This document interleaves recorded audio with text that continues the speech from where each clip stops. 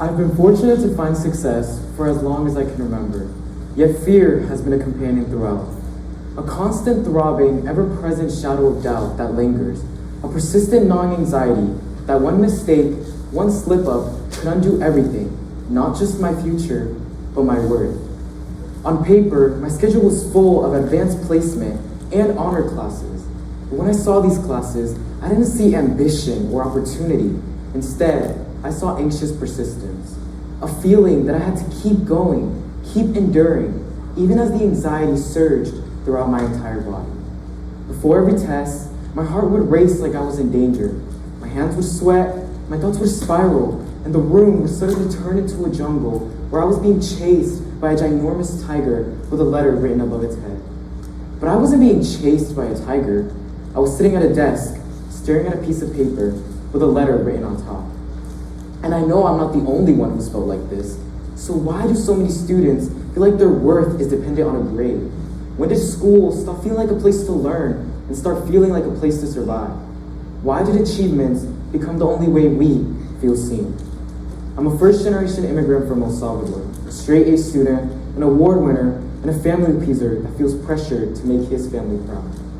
Achievements became the way I said thank you to my parents, and fear became the price I paid for it. Throughout the course of my life, I won various awards, scholarships, and vast opportunities, but yet I felt caged and trapped by others' expectations, which led me to realize my happiness was dependent on others' acceptance and approval of me. For a long time, this is who I thought I was, not a person, but a resume. And that's why I waited to tell you this part.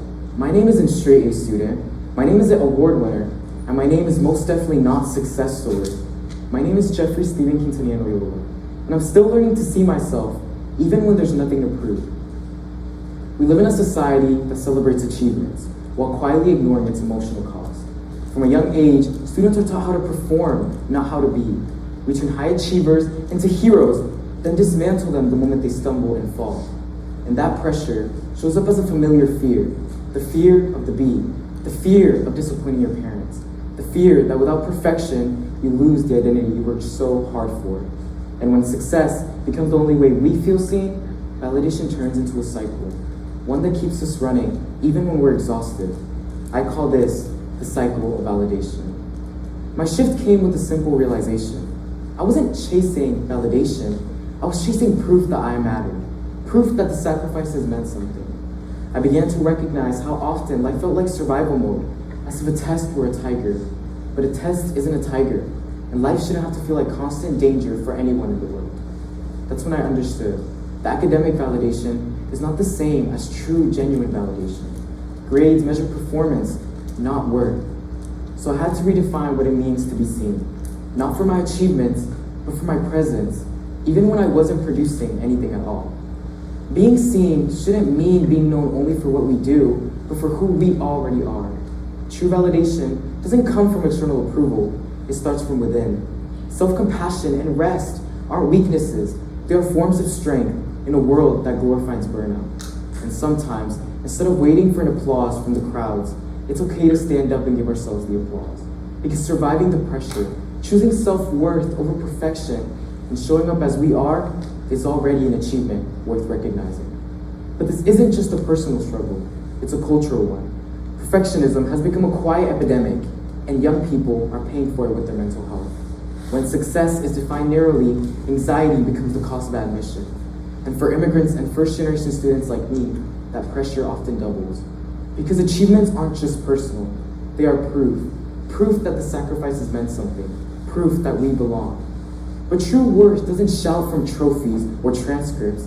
True worth whispers and creeps into the spaces between achievements, where we are seen, not for what we do, but for who we already are.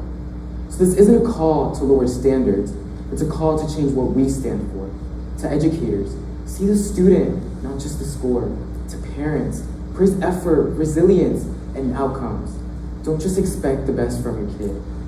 And to students, you don't have to earn the right to be seen. For a long time, this is where my questions lived. Not who are you, but what have you done today to deserve approval? Every letter, every award became another attempt to try to outrun the fear. But what if we asked a different question? Who is here when the letters disappear? When the awards fall silent? When there's no tiger chasing after you? Because the truth is this: our worth has never lived in our grades and our achievements. It was never something we had to earn. It's lived right here, in the person staring back at you, not waiting to achieve more, not waiting to be perfect, just waiting to be seen. And maybe today, instead of chasing an applause from the crowd, we finally stand up and give it to ourselves. Thank you.